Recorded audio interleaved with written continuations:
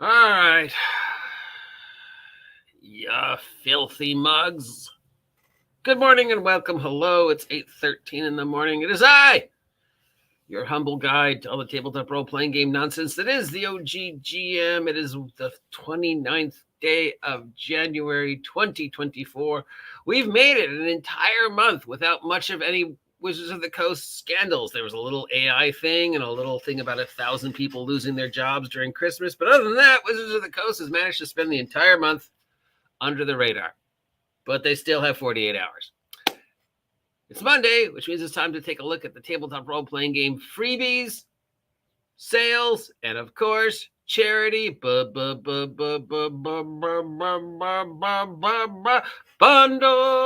bundles, bundles, bundles. Just a reminder that these are all digital products. None of them are physical unless I specifically say so. So no, you will not be getting any dice. Because we are dealing with digital content, please, before you install or open any of these files, open them, check them for malware, viruses, and all that other sinister stuff that could affect your computer. And finally, in regards to the charity bundles, maybe you don't want to give that bundle, but you still want to support a charity. I always recommend just skip the bundle and go directly to the charity in question if you want to donate to them, but you don't need 10,000 copies of the same video game. Maybe that's the best way to do it. If it is a bundle, I think it's worth your time. I will, of course, link it. Just as always, if there's anything that I mentioned that I really think is worth your time, there are links in the description. But, of course, that's just one man's opinion. And, you know, what do I know? I'm an idiot. Okay, starting with freebies on Drive-Thru this week. All these are available on Drive-Thru RPG. And, again, thank you, as always, ENWorld, for providing us with these links. Remember, this is all from their site. So if you use the link, a small percentage will go to them. I make nothing off of this. Journey Mountain Studios gives us a science fiction game thingy called Galaxy Builders Deck Asteroid Pack. That's that thing right there. It's 100 poker-sized print and play cards with different asteroids on them. Picture of the asteroid on the front and stats on them on the back, so you could populate an asteroid belt or a star system or whatever. But of course, it's a PDF, so you still would have to print them out on cardstock so you could actually use them, or just get 100 poker cards and glue them to there, which would sort of be a way, I don't know. Pictures of asteroids. I mean, I can get pictures of asteroids online, and really it's just I'm just going to draw a rock. Okay, that's asteroid number 1. I could do this. Doghouse Rules is a jumpstart adventure for their Savage World setting Sidewinder Recoiled, which sounds a lot like a Old West type thingy. Sidewinder Recoiled. So yeah, Savage World's Old West kind of thingy. Don't really have a lot of other adventure information about it. Let's check the link. The link takes us to Drive-Thru. And yep, 1877 Ghost Town. Always like some love for the Old West, Weird West. Kaja Solska brings us These Days Feel Different, a end of the world type role-playing game. Shenanigans Media, hello Shenanigans Media, you're my new favorite name for a company, brings us Purple Terror, a one-page 5e encounter with stats and VTT ready maps. If you're going to use those VTT ready maps, please check them for viruses and malwares and all that other sinister digital nuff. 3 Wild Embers brings us Blood Magic, Dire Pelts, and Riddle Trees, adding a bunch of new magic systems to 5e, one of which is Blood Magic, and another one which is Riddle Magic. It's a 128-page spell book. This is on Drive-Thru, so whatever. It's technically legal, but not really. Lovecraft fans, we have some more Lovecraft love for you. This comes to us from Zytopic, and it is called Diaspora, Diaspora. It's a supplement that you can use with any Call of Cthulhu Lovecraftian type game. Gives it a little more modern day edged and deals with villagers in the city of Innismouth and all the horrible things that happen to them on a regular basis in the Call of Cthulhu timeline, because Innismouth just seems to constantly being plagued by Lovecraftian things. Because, I mean, it's a cool sounding name. Are you ready to start a new campaign for the new year? Well, Bleeding Decon's Adventure Clubs has a first level 5e adventure called Belligerent Ambition, where the party must track down a vengeful hobgoblin who attacked the village and then see what he's up to. So first level fun. Downside Press has a new zine featuring a classic 5-room dungeon for the OSR, OSE, OGL type stuff. It's called Downsize Dungeons, and it's a zine filled with a bunch of different 5-room dungeons. I love 5-room dungeons. Masters of Evil also has a D20 type OGL, OSR, ORC game thingy called The Sphinx, a 13-room dungeon with some vaguely desert-themed stuff in it. All for your OGL, OSR, OSE, D20 retro clone type stuff. Roan Studios had released a wilderness scenario called A Cry from Crow's Copel, Kopple. I assume that's the name of the town. I don't know what a copel is. That's a word I've never heard before. Kopple. Let's look it up. Kopple. Well, there's a person.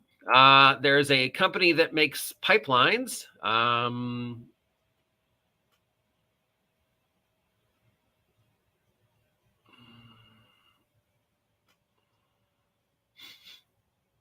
But as for if it's the name of a place or a thing, yep, I got nothing. Copel, definition. Def. Hey, man, if I heard a new word, I'm going to try and figure out what it means. Copel is a German word that can mean pair, couple pair, or paddock, enclosure. Copel can also refer to headwear traditionally worn by Jewish males, also known as a kippah or a yarmulke. Yes, I have a yarmulke somewhere for Jewish holidays. Okay, so the Cry from Crow's Lock. Okay. Anyways, it's a D20 retro clone type adventure. The players discover a rock formation that wasn't there before. Pickpocket Press is also helping out with this week's spoiling of OSR fans with Adventure Frameworks number 8, Caverns of Shinnok. Man, I need to learn how to self-publish. The framework provides you with tools you need to flesh out a full adventure by adding more stuff to it. Specifically, I assume caverns. Explorers Guild has published a new Kickstarter. This one is called Tavern Games In and Out. It includes 3 new tavern games that you can play both in and out of character, as well as options to have the GM join in the tavern games or use his GM powers to make them a little bit more sinister. So basically, yes, here's a thing that tells you how to play card games and board games and dice games.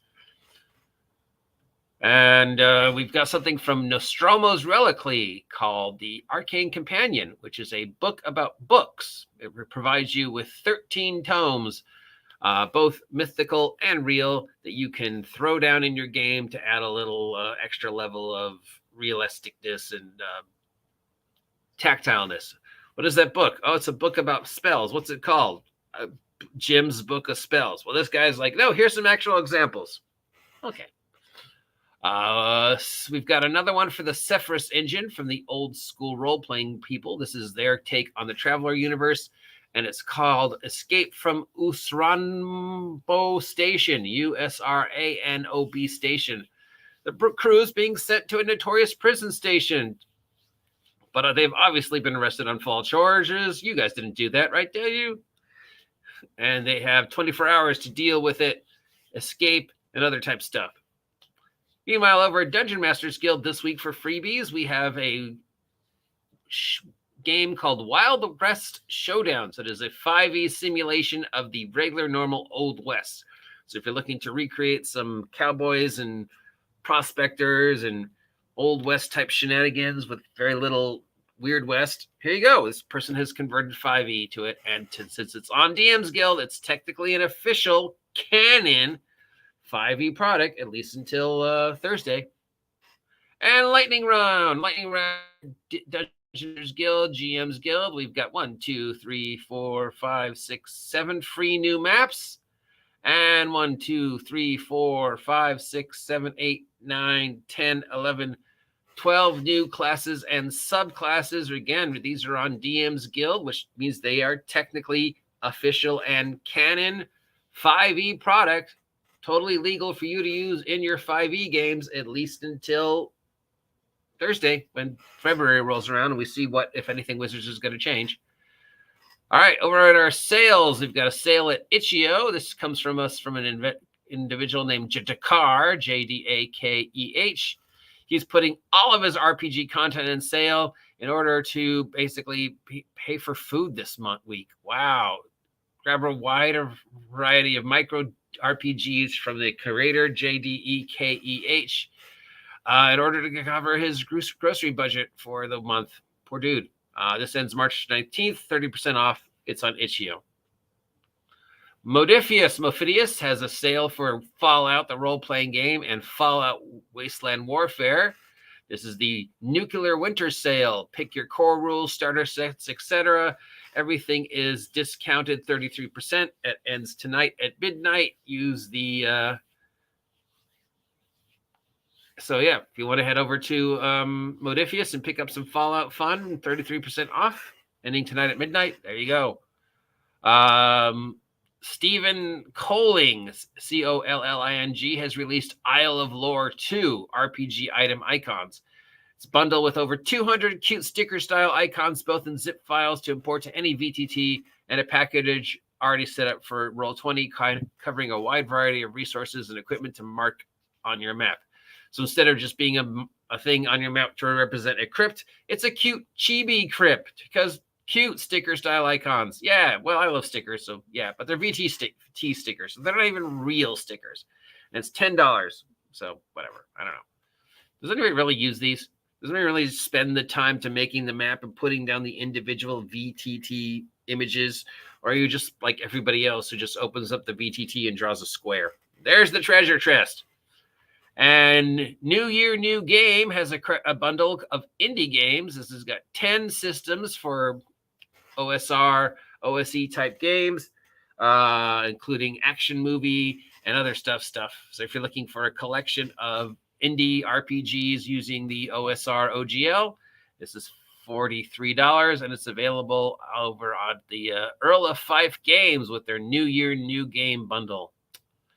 Moving on to charity bundles and sales, Arcanum Studios, who released Chains of Asmodeus, this thing right here, which is considered by many to be the best official 5th edition Dungeons & Dragons adventure that came out in 2023 that was not made by Wizards of the Coast. Once again, Chains of Asmodeus, which was on DM's Guild and is now available on Bundle Land, and it was considered by many to be the best 5e official canon 5e game product that was not made by Wizards of the Coast. Better than anything Wizards of the Coast made in 2023. Anyways, it's now available both as a PDF and as a VTT files for $50. We still have all the stuff, the GoFundMe for our good friend Janelle Jaquayas, who passed away, and helping her family deal with all the various insurance bills, medical bills, and final expenses. So if you want to go to the GoFundMe set up for Janelle Jaquayas and help her family out, it would be greatly appreciated. Itch.io is also jumping on the Janelle Jaquayas bandwagon. They are currently accepting submissions for their big Janelle Jaquayas themed Mega Dungeon project. You can submit these until Wednesday night at midnight, and it'll go into funds that help her family.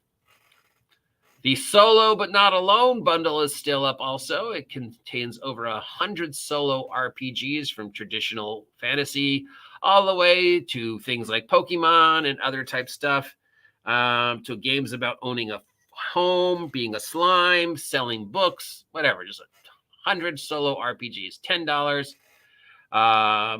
It goes to mental health charities, and it's available at the Solo But Not Alone website.